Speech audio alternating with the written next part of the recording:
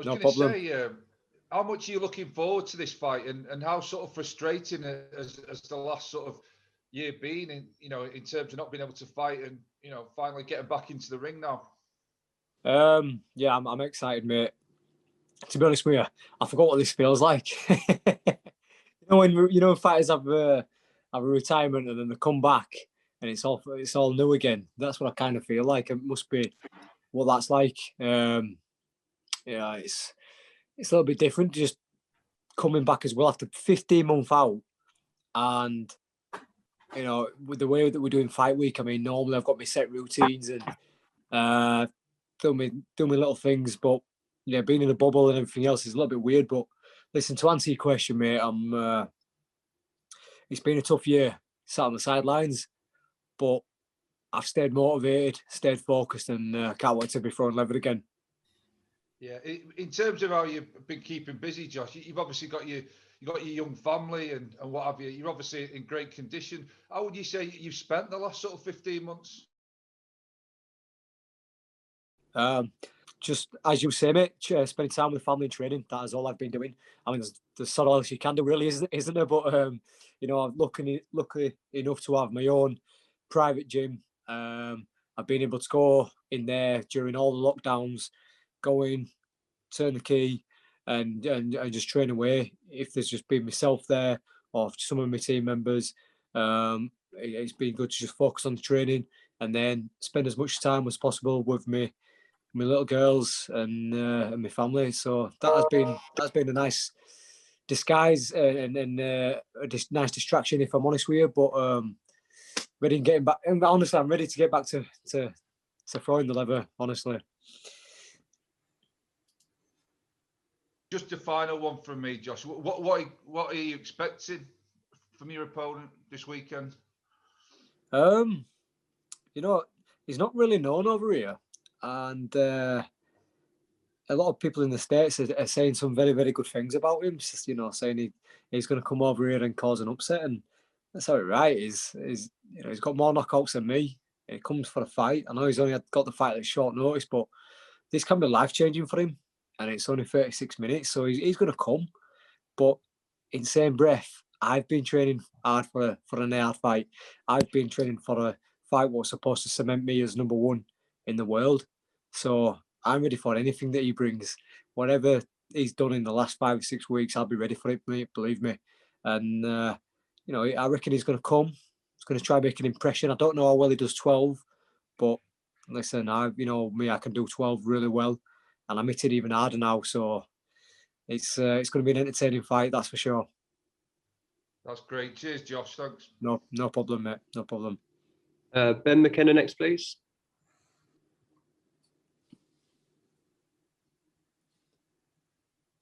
Hiya, Josh. How you keeping? All right, Ben. How are you doing? Good. Thanks. Good, man. With it being so long that you have fought, and you mentioned it being a tough year for yourself, it's also been a tough year for a lot of the fans with the lockdowns.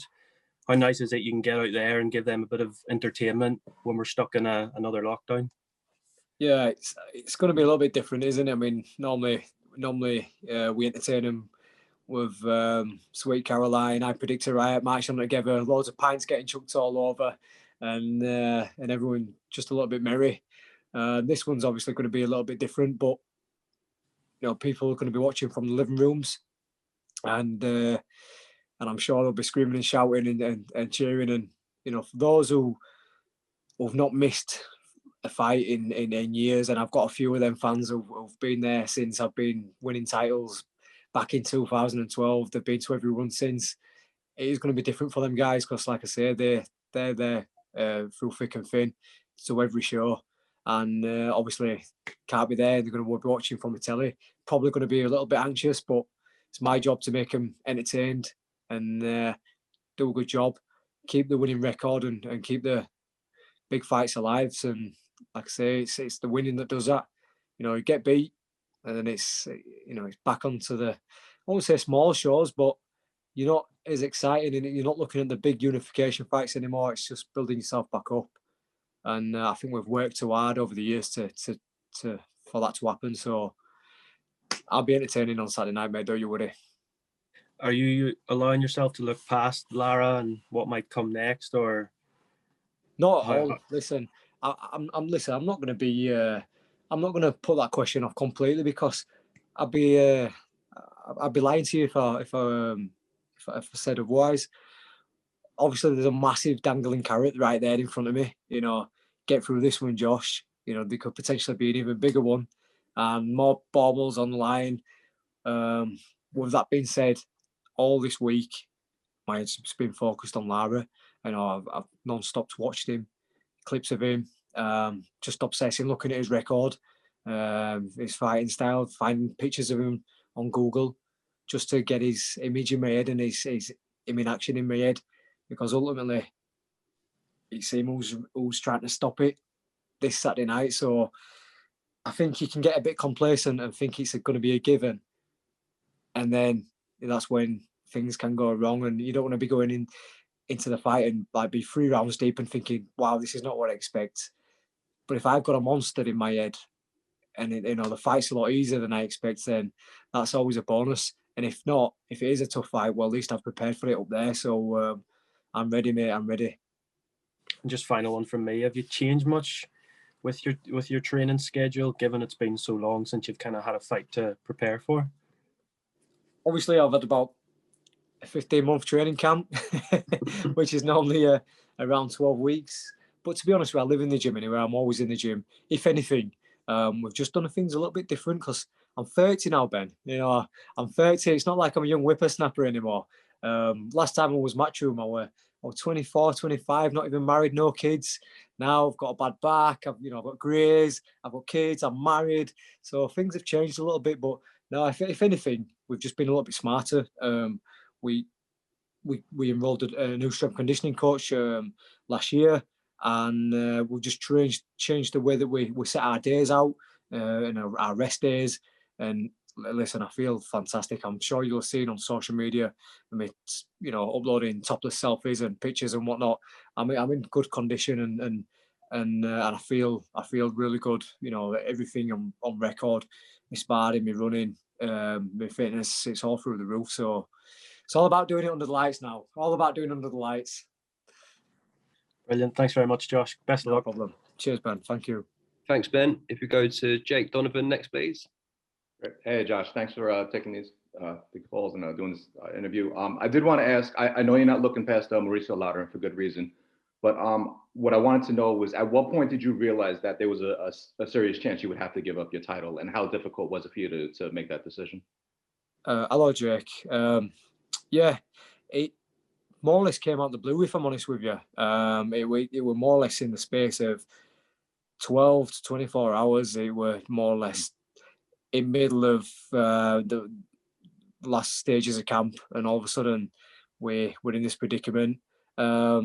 I regretted not the decision to vacate. You know, it's what I have to do to move forward and get the big fights.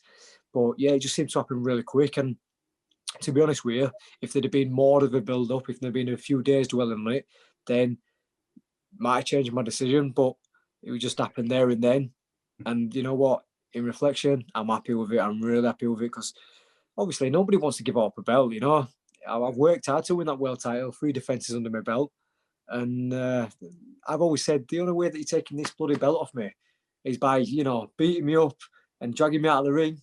Or, I go out on my shield, and to lose it to the politics is not always the best way. But like I say, I'm not going to be, I've said this many times, and I've probably bore myself in saying it myself, I'm not going to be defined by that one belt. For me, I'm at a stage where I believe I can go on and win more belts. There's lovely belts out there. There's it's all added to your resume. It's all added to your CV. The talk about the Ring Magazine belt. I mean, that just blows my mind. When you look at the history of boxing and how many people and fighters have won that, and then the type of resume, it's like, man, you could have Josh Warrington at the side of that. Wow, it makes me head spin. But it's all out there, and the only way that I was able to do that is by vacating the belt. Okay, great. We actually answered my second question with that, so I appreciate it. Great to have you back. Looking forward to seeing you this weekend. Thank you very much, Jake. Cheers, mate. Cheers. Thanks, Jake.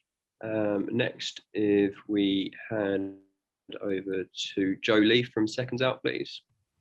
Hi, Josh. How you keeping, mate? Hey Joe, you okay? Yeah, I'm all good, thank you. I was just wondering, as you've just mentioned about, obviously you're frustrated having to vacate the belt. Do you think the best long-term solution for boxing, but also for people who are in your situation and maybe you again in the future, is to scrap most of the belts and just have one world champion in every weight division? Oh man, that would be lovely, wouldn't it?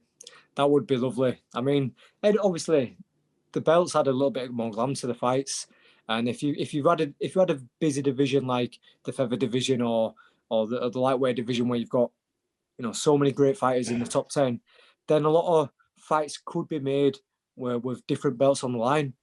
So you could have, like we've had Lopez and Lomachenko, and you've got Aney and all the other rest of the guys. You can all mix them up and put the belts on the line, because obviously everybody wants to have a world title and call themselves a world champion. Ultimately, I think the Ring magazine is that defining numero uno, cemented number one, because it looks over all of them. I think the belts just add a little bit more gloss to the fights, but I think it should be easier to make the big fights happen. I think with mandatories and everything else, it makes it a little bit difficult. It makes it a little bit difficult, and it's not the first time that we've seen this happen. Obviously, I know there's other politics in there with like different broadcasters, different promoters, and all that stuff, but the belts can be a stumbling block as well. And yeah, it would, like in my position, I think people can maybe take a lesson from that. It won't be defined that by that belt, because ultimately there's been some big fights over the years, and some people won't even able to tell you what the belt were on the line. They'll just remember that big fight and how exciting that fight was.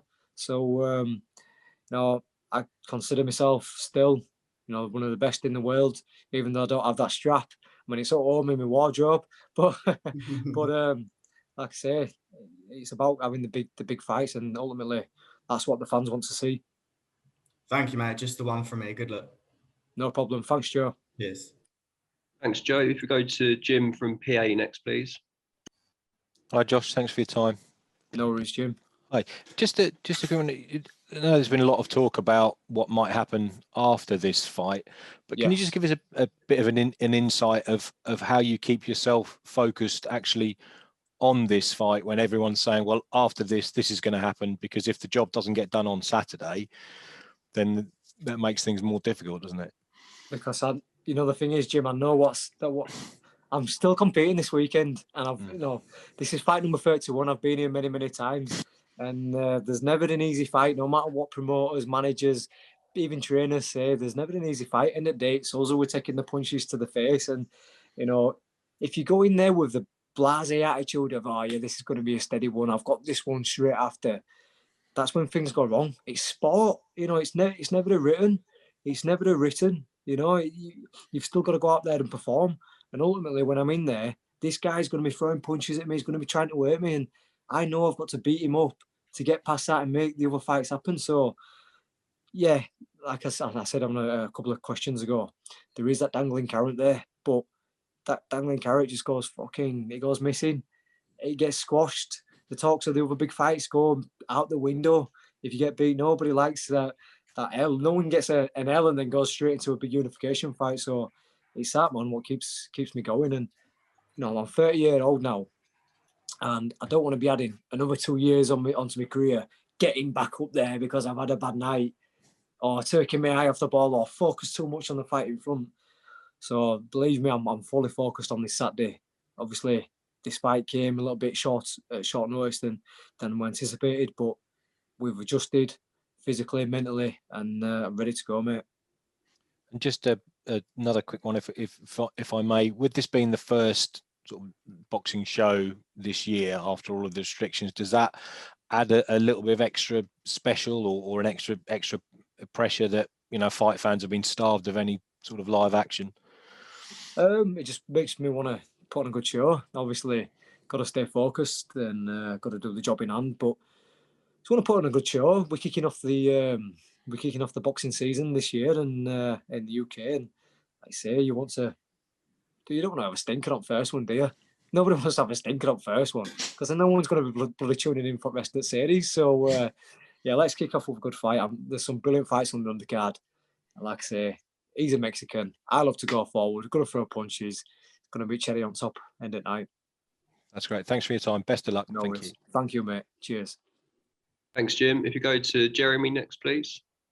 Tell you what, Hey, Don, Jim. I'm fucking boring, me. I just can't answer questions quickly, can I? There's always talk boring. Come on, man.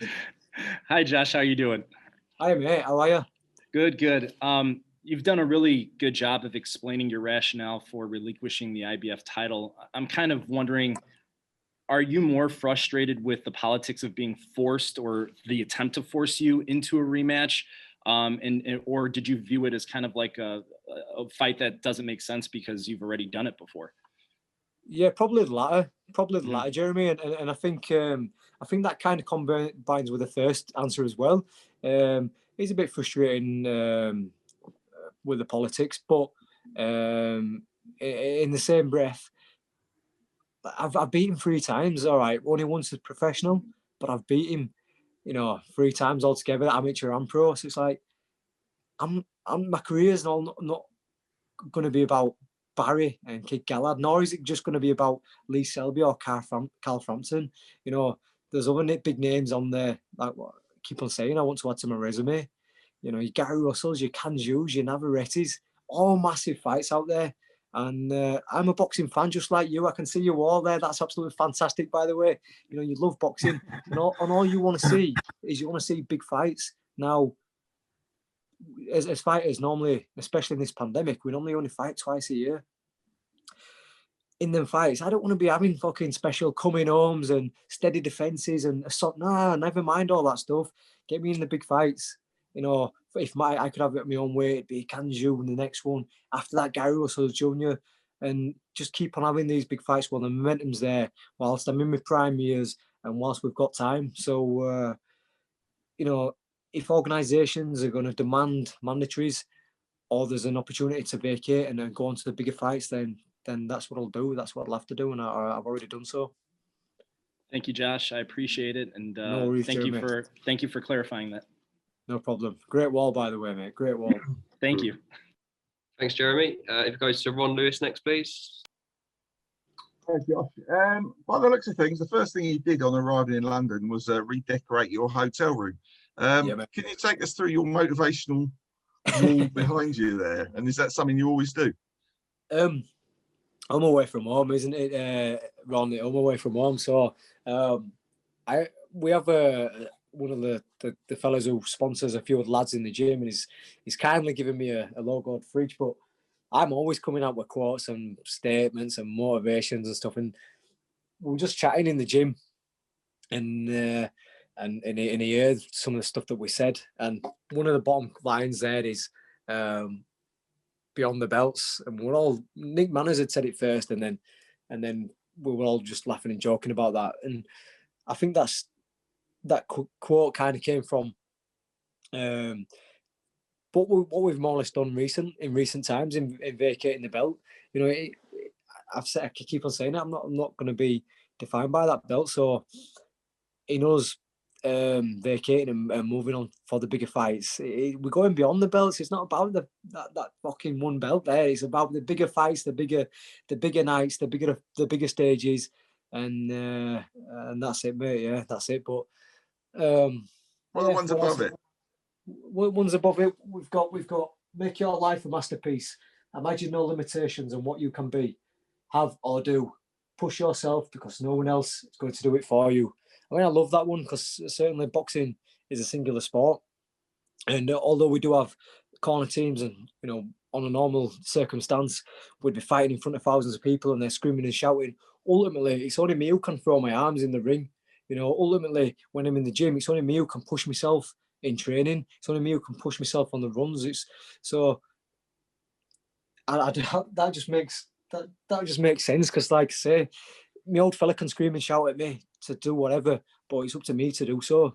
And I've got to take charge of it. It's like this Saturday, everyone's talking about what could potentially be after. It's up to me. I've got to do this next one first. So yeah, that one is certainly relevant at this moment in time. But listen, Ron, I've got a book of them. I love quotes, mate. If I could have my own way at home, it'd be all over the house. But Mrs.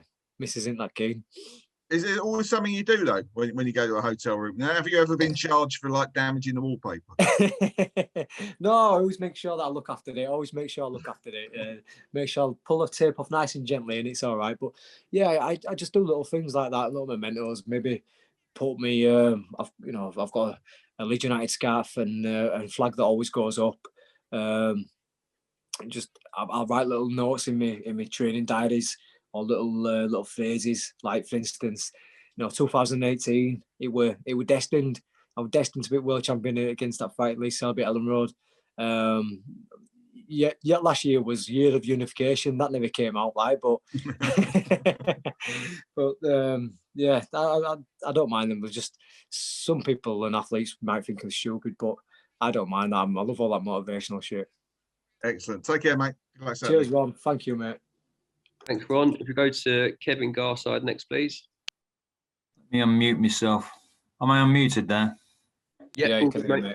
You are. Okay. Josh, you are a famous son of Leeds, and I wonder if in this pandemic period you've been able to connect with your football team in any way that's meaningful when you approach a fight.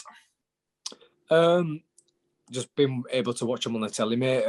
That's it. I've had a few messages today actually as I've arrived here, wishing me well, which I massively appreciate.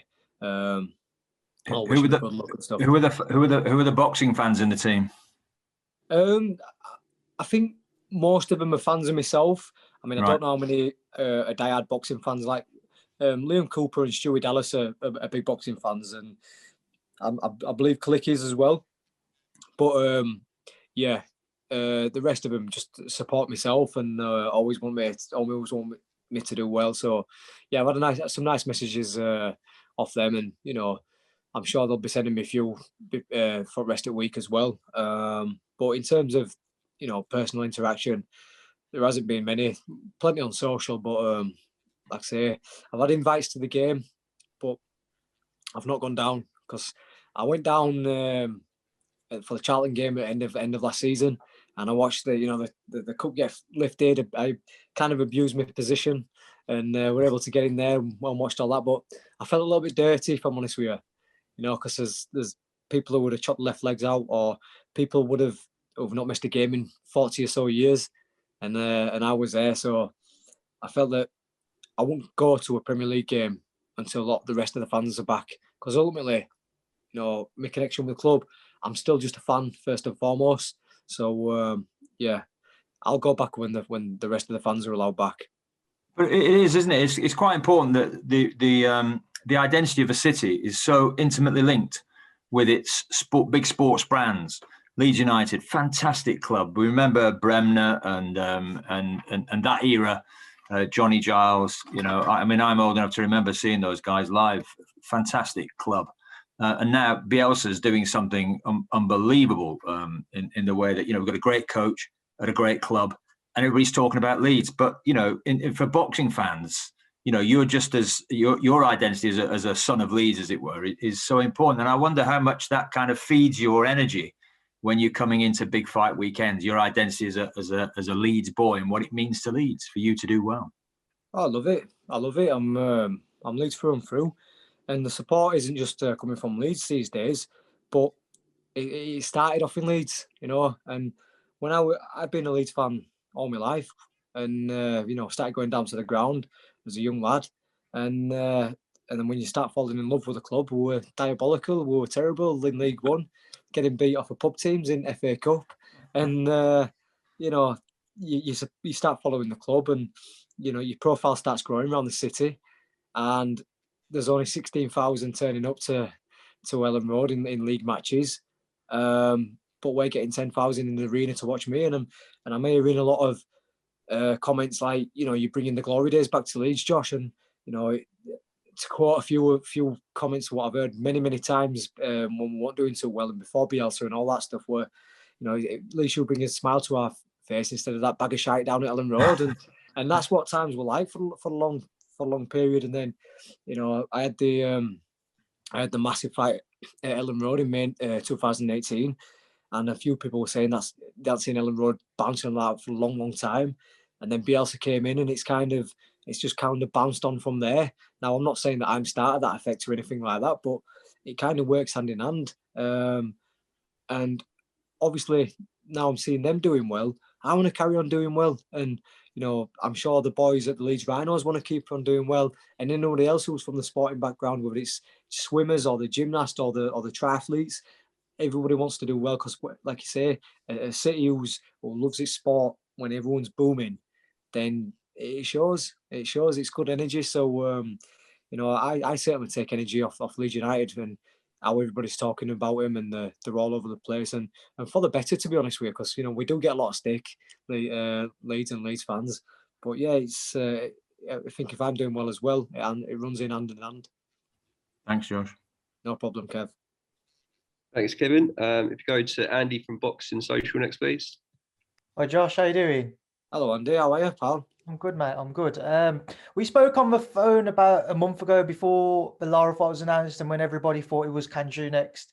And you said to me, when you was heading into the fights from now on, you wanted the stoppage wins, you'd had enough wars, and you wanted to get out of the ring earlier. You wanted to be able to enjoy a night, get into bed early. With the change of opponent, the change of mentality, you haven't got that roaring Leeds fan base behind you on the night as well. How do you go about ensuring you can do something similar to Maurizio Lara? I know the power's there. I know I've got the technique and whatnot.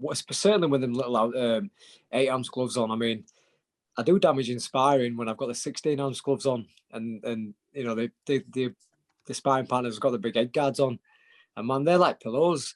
And these gloves that I'll be slipping on Monday night, Saturday night, are like they're tight, they're brand new, and even just doing that, it hurts. So I know that when I'm landing them shots, it's gonna do damage, but it's setting them shots up. Now, a Mexican who's got a massive opportunity, the last thing I would need to do is go all guns blazing in the first few rounds.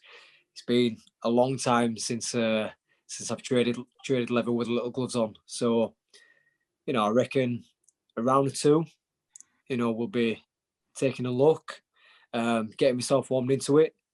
I don't think he does 12 that well. I don't think he's done it that many times, if I'm honest with you.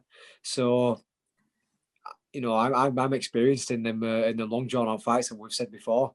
I think once I get warmed into it, maybe start sitting down on my punches, and then when Dad gives me the green light to go, then put it all together, mate. Final thing from me, Josh, because I know that you've running out of time, other people waiting to ask. How much attention do you pay to social media, Josh? I know you'd have heard about kind of the outburst from, you know, Kid Galahad, and you'd have seen that the fight with Jazza Dickens on the verge of kind of the purse bids and what have you. Well, purse bids were confirmed, but just how much have you paid attention to what Kid Galahad's been saying about you and what have you? I am. I am, to be honest with you, mate. He can do whatever he wants to do, but he needs to mention me, doesn't he? Because that's how it right. I think Eddie had cleared this up last week when there were a purse bid to fight me. It would into millions, and I think a purse bid against Jazza Dickens just made 100, maybe, you know, the 6-figure mark. So yeah, it's boring.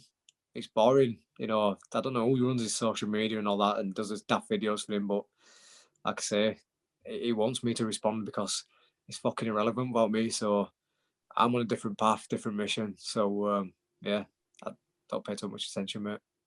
Josh, best of luck on Saturday. I'll catch up with you after. Nice one. Cheers, mate. Thanks, Andy. We've got time for 2 more outlets to ask quick questions. We've got Josh's opponent just waiting to join.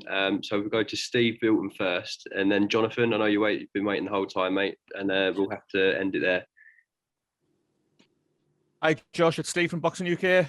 Hello, Steve. How are you doing? Hello, mate. Josh, I just wanted to talk about your absence from the ring. Yep. You had 4 fights in 15 months, 3 of them pretty high profile. Yeah. And then it's been 15 months since you fought. Is that a good thing or a bad thing? I don't know, Steve. we'll have to wait and see on Saturday. Listen, it's not been a bad thing, I don't think. Obviously, I need to be active. I want to be active. I like going off. I like having them fights in quick succession. Not because I go like ballooning up in between weight or anything like that, but just I'm in that routine. You know, you get used to having your camps, you're getting used to getting straight back into the gym and working on the next game plan and sussing out the next opponent. Now, 15 months is a long time and it's a big void. But if anything, it's given me a chance to work on a few things that I thought I'd need to work on. Let a few little injuries, niggling injuries, what I've had over a long period of time, to rest up completely and recharge up there as well. So I'm itching to be back, and I'm ready to resume to the busy schedule again. Good man. Best luck on Saturday, Josh. Thank you, mate. See you. Take care. Hey, Josh, John here from Pro Boxing Fans. How you doing? Hi, John. You okay? Not bad, thanks. You mentioned obviously fights looming potentially with Kanju, Gary Russell. How much sort of guarantees have you had that if you come through Saturday night, that will be your next fight? And I know last year you were linked quite heavily to a fight with Shakur Stevenson, who's now moved up. Is that a guy still on your radar, perhaps later this year? Yeah, I think so. To answer your first question, listen, Sam was ready for a reason. Since our absence away from him, he's grown and grown and grown in the sport, and I think we've grown as well in terms of our profile. Now we're back together. You put trust in your team and your promotion company and everyone else, and he's very, very confident that he can make these fights happen. And all we've got to do is keep winning, and then it makes it easy to happen. I didn't even realise it, but apparently there's a bit of a value when you get to fight me, especially when crowds are back in, because the amount of money that we generate in ticket sales and everything else. So there is that. But yeah, it's about winning the fights, getting through them. In terms of Shakur, I think he was the only man who looks like potentially being made when I was under Frank and his team. But now things have changed a little bit. There's many other options. Listen, that would be a great fight if I went up to super feather. Everyone's talking about how great he is and he could potentially be a next superstar. It'd be nice to stop that hype train, and me and him have shared a few words from time to time. But there's also some other fantastic fights out there. Santa Cruz has said he's still hanging around at featherweight. Oscar Valdez has moved up to 130 as well. Could be potentially a barnstorm, and Navarrete, big punching Mexican. So they're all mouth-watering fights, and like I said earlier on in this Zoom call, that you just want to be in the fights that the fans are excited about. The fights that the fans remember. And I'm not saying that Shakur wouldn't be that, but yeah, we'll just wait and see when we get through these next few. Best of luck Saturday, Josh. Cheers. Cheers, mate. Thank you. One very last one, as we've got two Jonathans on the call. Jonathan Pinfield, if you just want to finish things off for us, mate. Yeah, thanks a lot. Josh, just wanted to ask you a bit about your dad, if that's okay. How's he kept you entertained during lockdown? Has he been putting you through your paces in the gym? And how are his knees doing? Because I was thinking, have you thought about getting him a Bielsa bucket to sit down on between the rounds to give him a bit of a what do you reckon? He sits down on stool normally in between the rounds. His knees are struggling a bit these days. He gets a can of WD-40, sprays them on there, just loosen them up a bit. You'll watch him on Saturday. He struggles getting in and out of ropes. I think it takes him about 15 seconds to get in. So we only get around 20 seconds in between rounds. But no, he's good. He's good. He's obviously motivated because last year he had a successful year with Max Hughes. He turned his career around a little bit and got him some very good wins when Max was a massive underdog. Now he's got myself and Reese to go out on Saturday night, so that's been keeping him busy. So you know me, old fella. He always makes light of bad situations, whether that be not fighting for such a long time or not getting the fights that we wanted. Just always tries to make best of it, and just says, "Listen, it's only a bit of boxing. Stop carrying on," and keeps us entertained with his daft things like his dancing and things like that, mate. Yeah.